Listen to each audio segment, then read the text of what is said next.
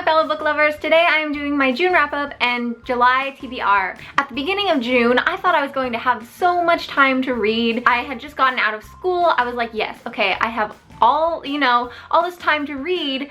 But then I had my Disneyland trip, and then I actually signed up for a summer class this summer. It's an art class, and I just thought I'd take it because I'm interested in it, and second, I want to get a jump on my credits. That way I can transfer from my local community college to a 4-year in another year or so.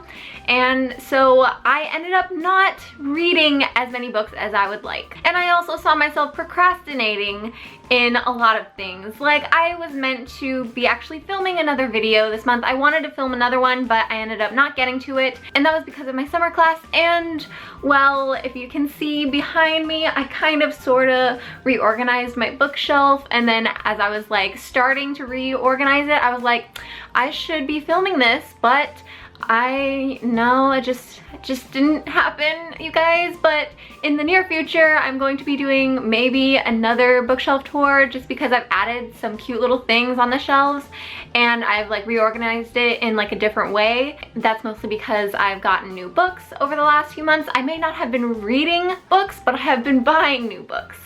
So at least I'm, staying up on my book buying. And so let's get to my wrap up. So the first book I read in June is The Raven Boys by Maggie Stiefvater. This is a reread. I told you guys last month that I was planning on rereading the entire series because The Raven King just came out recently, and this reminded me of why I love this series so much. Maggie's writing is just so unique. It's probably the most unique writing I've ever read. And all of her different novels, her series, have a very different feel to all of them. And I love the feel of this one. I love the way she describes everything, and it just makes you feel like you're there.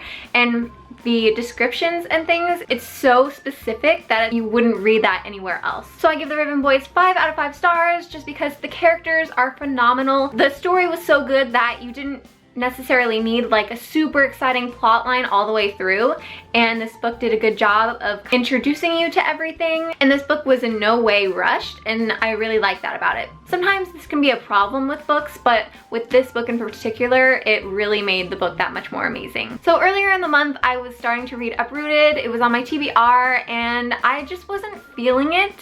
I don't know what it was. It's not that it wasn't a good book or the plot wasn't good. I just don't know what it was. I think this happens to me often where I'm just like, I tell myself that I'm going to read a certain book, but that I just feel kind of like obligated to read it, which is kind of a bummer because I was really excited to read this book.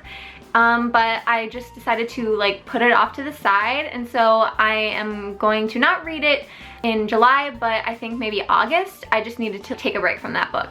And so I ended up reading instead The Problem with Forever by Jennifer L. Armentrout. So when I first started this book and even reading the synopsis, I got a Wattpad feel from this. Like, this is the kind of story that you would read on Wattpad. If you don't know, Wattpad is this website where you can share stories with others. You can like write them or read them. And so that's what I was like getting from this book, the vibe, but in a very good way, because I know some stories on Wattpad are really terrible, I'm sorry to say, but I really enjoyed this story. I'm not usually big on contemporaries, but I love Jennifer L. Armentrout's books, so I knew I was going to love this one.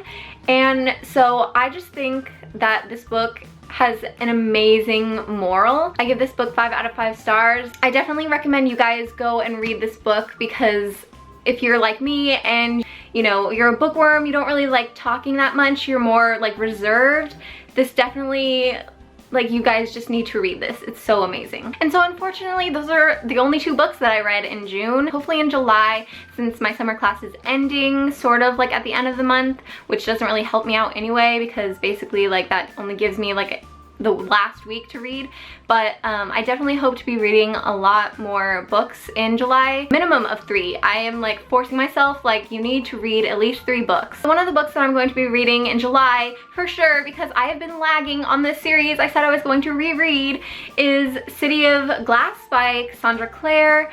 So this is about a world where there are demons, and there is this race of shadow hunters, and they're basically demon hunters and rid the demons from the earth. And the main character, Clary Frey, she thinks she's like this normal girl, and one night she witnesses a murder, but it turns out that she witnessed the killing of a demon, and she discovers that she is also one of these shadow hunters. And so this is the third book in that series. I'm really disappointed in myself because I've been saying like for the past 2 months that I was going to read this book, and I just ended up like reading other books instead, and it's just kind of what I felt like reading at the time, and then I just ended up not getting to it. This next month I'm definitely going to read it. Third time's the charm, guys. So the next book I'm going to be reading in July is The Dream Thieves by Maggie Stiefvater. This is the second book in the Raven Cycle series. So Blue Sergeant meets this group of boys called the Raven Boys, and together they are trying to find this Welsh king on a ley line, which is the line where spirits walk on. This book series has some of my most favorite characters and well-developed characters ever.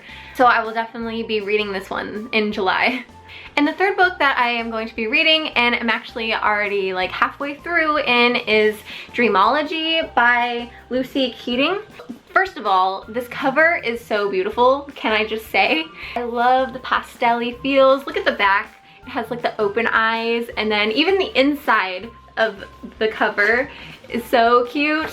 Light purple writing. Oh my god, this is like aesthetics right here. Actually, I already almost done with it, and that is just because it is such a good book, and it's actually a rather small book, which I wish it was larger. You know, we all wish that books were larger no matter what. So this book is about a girl named Alice, and so all of her life since she was very little, she always dreamed of this boy named Max, and over the years they have grown together, and she is basically like in love with him. But the only problem is he's in her dreams, until one day she moves and she starts school at this new private school. The guy that was in her dreams, Max, is in her class. Personally, I love these kind of stories. I love how it's basically like a contemporary, but there's like just a teensy weensy bit of supernaturalness to it. What I can already say about this book is that it's a very easy read. It's like not too much pressure to read it because it just feels like, I don't know, just like if it was in physical form, the only way I could describe this book is like cotton candy. I don't know if that's like probably the weirdest way I could describe a book, but it's true. If you read this, you will know what I'm talking about. So thank you guys for watching this video. All of the books that I mentioned today are going to be in the description below. So if you want to check them out, they're there. All of these books I definitely recommend you check out because they are all amazing. And so thank you guys for watching, and I will see you guys next time. Bye!